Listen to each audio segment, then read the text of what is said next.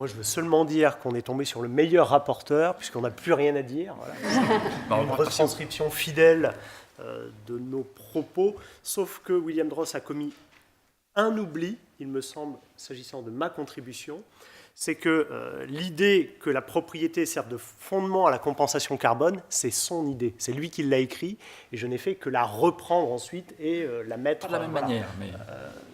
Alors, pas de la même manière exactement, parce que moi j'ai basculé du côté obscur de la force, c'est-à-dire du côté du droit public, où j'explique que peut-être on pourrait, si ce n'était pas un crime de lèse-majesté, utiliser le droit public, c'est-à-dire le mécanisme de la compensation écologique, qu'on travestirait en compensation climatique, compensation carbone, avec cette logique éviter, réduire, compenser.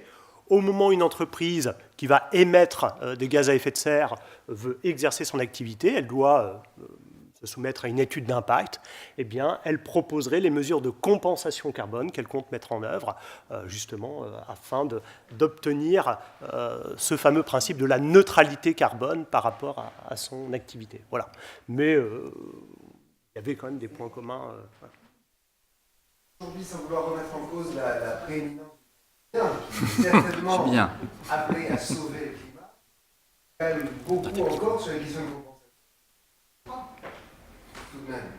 Parce que l'essentiel de la compensation climatique, pas de la compensation écologique, se fait sur une base qui est une base contractuelle sur laquelle est volontaire, c'est-à-dire spontanée. Sur la compensation volontaire. Oui, exactement. Ouais. La compensation aujourd'hui climatique, elle est essentiellement sur une base spontanée et contractuelle, et pas encore tout à fait sur une base de droit des biens. Mais nous, on ne pense pas l'aujourd'hui, on pense l'avenir avec le droit des biens. D'accord. J'avais une question pour Judith, j'en profite. Attends, moi, j'ai pas encore... Ah, pardon. T'as pas encore rectifié. Non, j'ai rien.